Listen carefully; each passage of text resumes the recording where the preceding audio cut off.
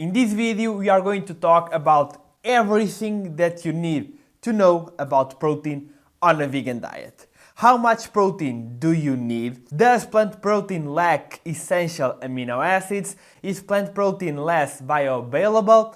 How many times per day should you eat a high amount of protein? And when should that be?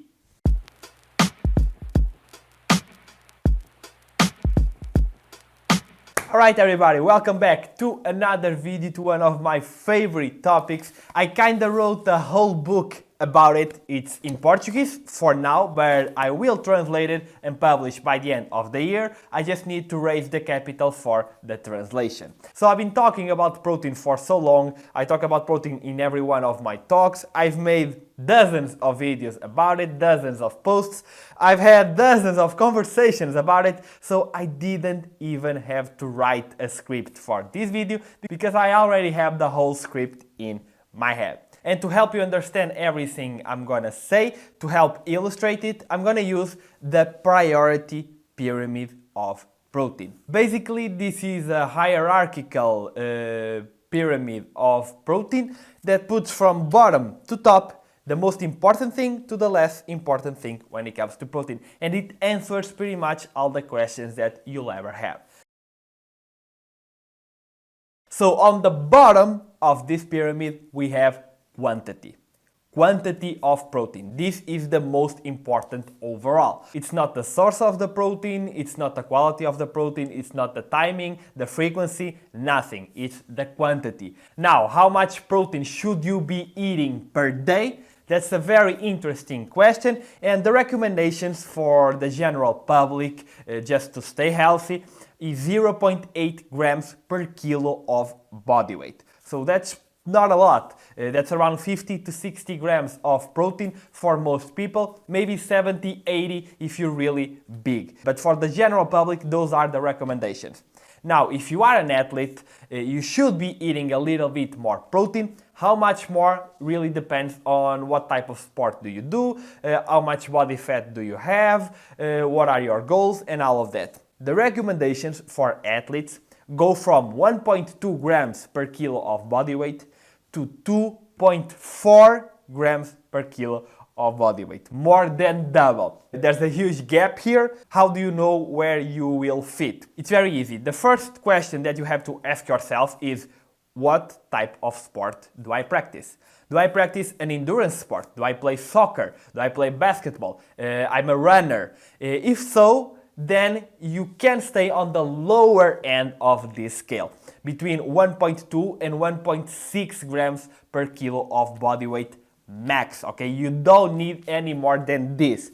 But if you are trying to build muscle, if you're a crossfitter, a strongman, powerlifter, all of that, you are going to need a little bit more protein because you're gonna be breaking down more muscle and you need a higher protein synthesis to stimulate growth and muscle gain, recovery, all of that. For these athletes, the recommendations start at 1.4 grams per kilo of body weight up until the 2.4 grams per kilo of body weight. Now again, there's a huge amplitude here, so how do you know where you'll fit? And this is where you ask yourself a couple questions that might indicate that you should go higher or lower. So first question, how many times a week do you work out? Do you work out just once or twice a week just to stay fit? Or are you a serious lifter working out 5-6 times a week, trying to maximize muscle gain, strength gain, all of that? If you're on this side, maybe stay a little bit lower. If you're a more serious athlete, then go a little bit higher. Maybe start with a 1.5, 1.6. The second question is, how much body fat do you have? Do you have a lot of body fat? Then maybe you can stay a little bit lower, because the reason we need protein is to build more muscle and to maintain the muscle that we already have and to recover that muscle. So if your weight is mostly, or you have a lot of body fat, you don't need to go that high on protein, because some people even make these calculations based on fat-free mass. Now, I think that gets a little bit complicated because you really never know how much body fat you have.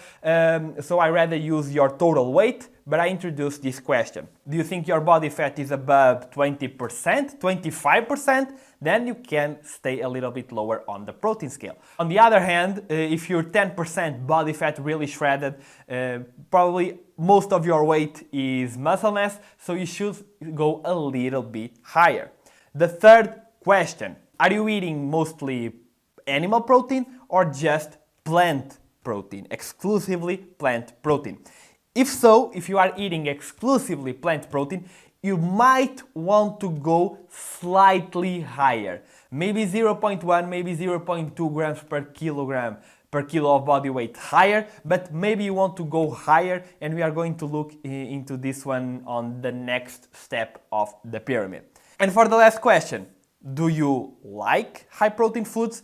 Would you rather eat high protein foods or lower protein foods? Would you rather spend your calories on carbs, on fats? If so, then you gotta make adjustments for yourself, because this part is actually really important, because you have to like your diet. You have to enjoy your diet. It doesn't really matter if you do everything right, 100% right, if you only do it for a month.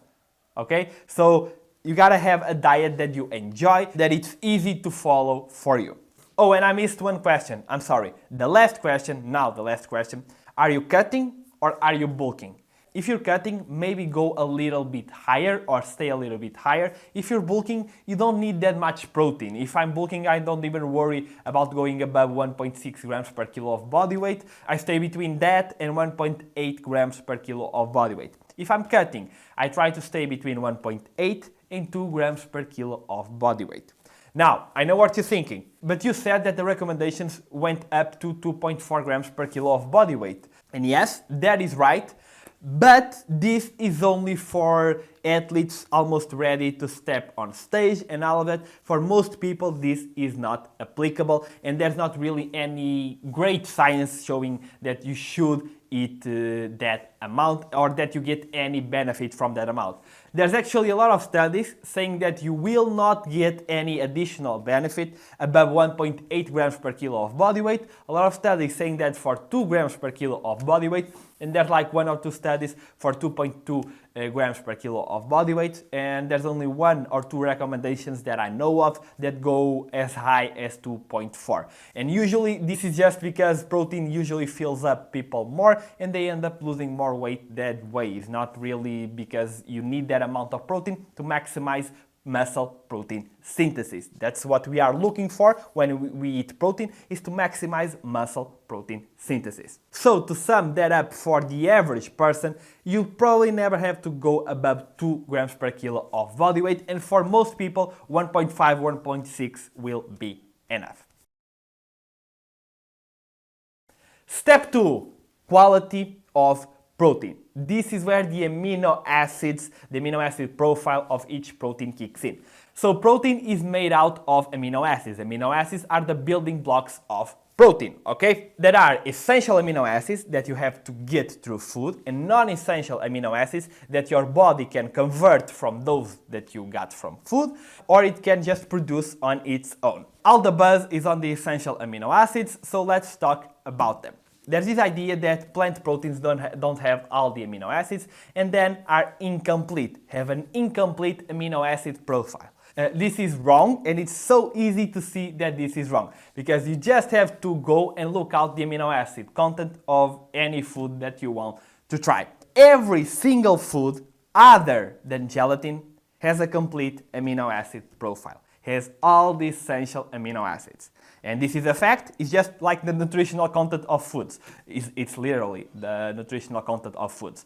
So every food has a complete amino acid profile. Now what happens is that some foods are higher in some amino acids and others are higher in other amino acids. And this is not a problem. This would only be a problem if you ate just one single item of food per day. But we don't do that. We have a variety of foods in our diet. We never have an isolated meal with just one ingredient, so we can easily get all the amino acids necessary. And you really don't have to think about it. You really don't have to combine foods to get the complete amino acid matrix or something like that, because it just happens naturally. And even if it didn't happen, our body has an amino acid pool that has reserves of the amino acids and it can make all the combinations itself. So this is something that you really don't need to worry about, but, and this is really important, if you are trying to maximize muscle gain, if you are trying to maximize athletic performance, you should be eating a little bit more of the branched chain amino acids, BCAAs. These are leucine, isoleucine, and valine. These are the three most anabolic amino acids. We talked about protein synthesis before. When you eat, you want your protein synthesis to go up so you can build more muscle, recover, be in an anabolic state, building muscle, instead of the catabolic state, losing muscle. And turns out that these branched chain amino acids are the most anabolic, are the ones that are going to give you the biggest peak of protein synthesis.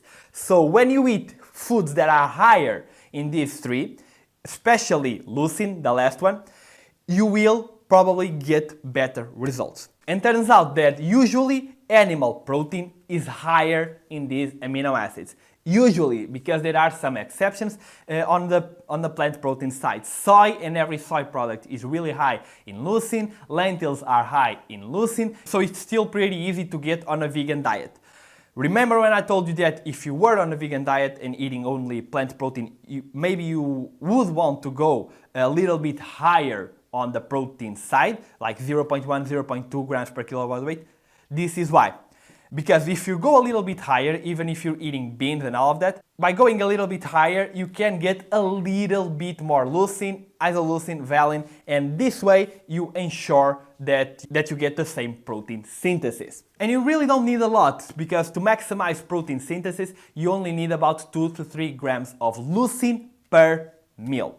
2 to 3 grams of leucine per meal. Okay? Remember that, and it's actually not that hard to get. One question that may still arise is, are plant amino acids and animal amino acids the same? And the answer is yes. Your body doesn't care if the amino acids come from a plant or if the amino acids come from an animal. For your body, they're just amino acids. It really doesn't matter.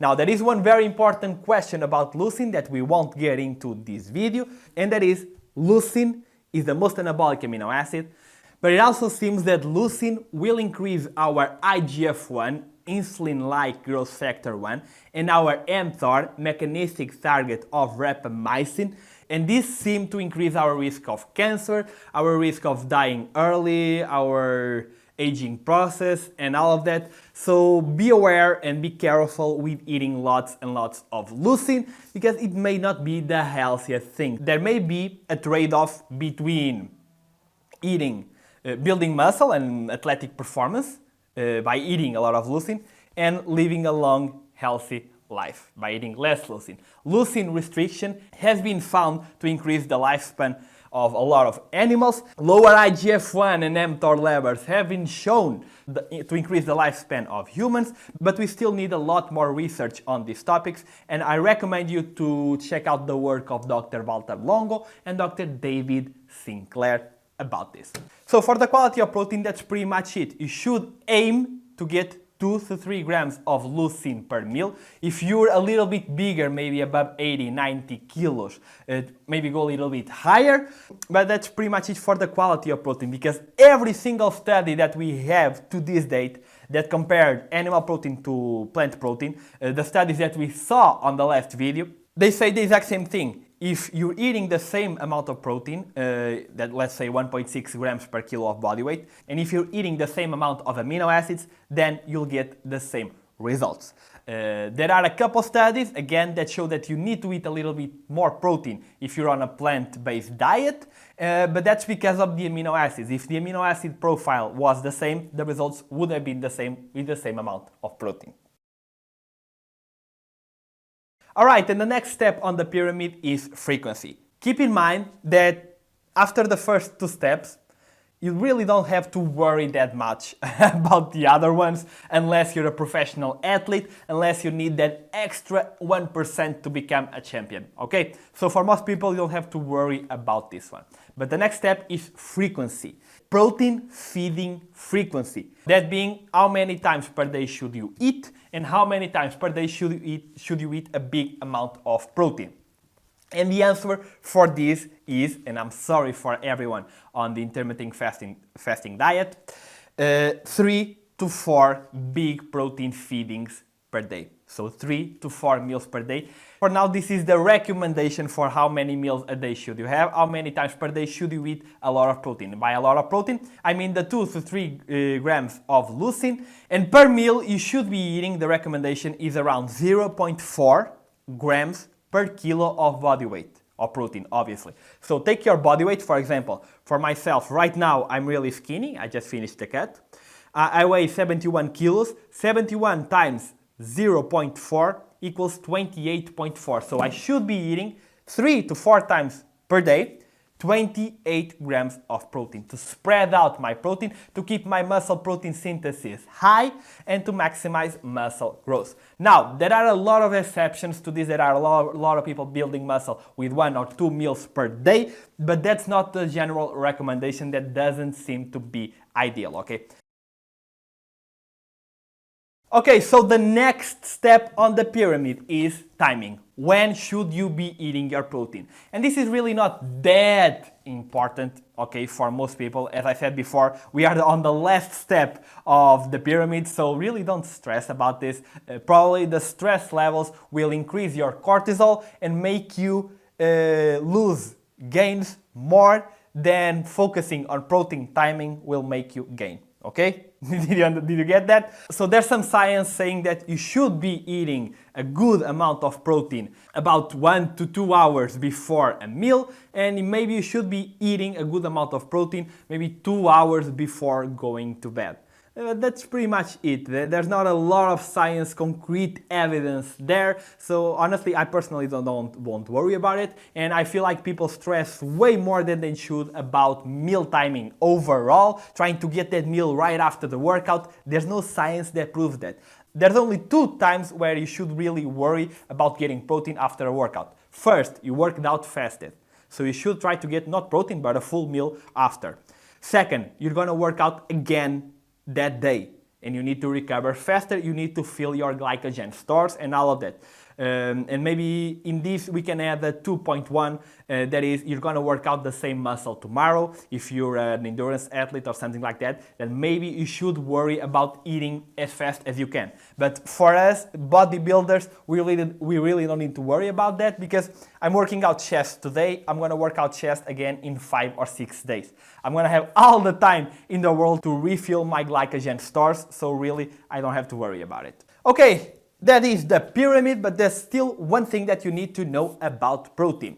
And that is 2 things that we talked about in the previous video, but I'm also gonna add here because this is gonna be the complete course on vegan protein.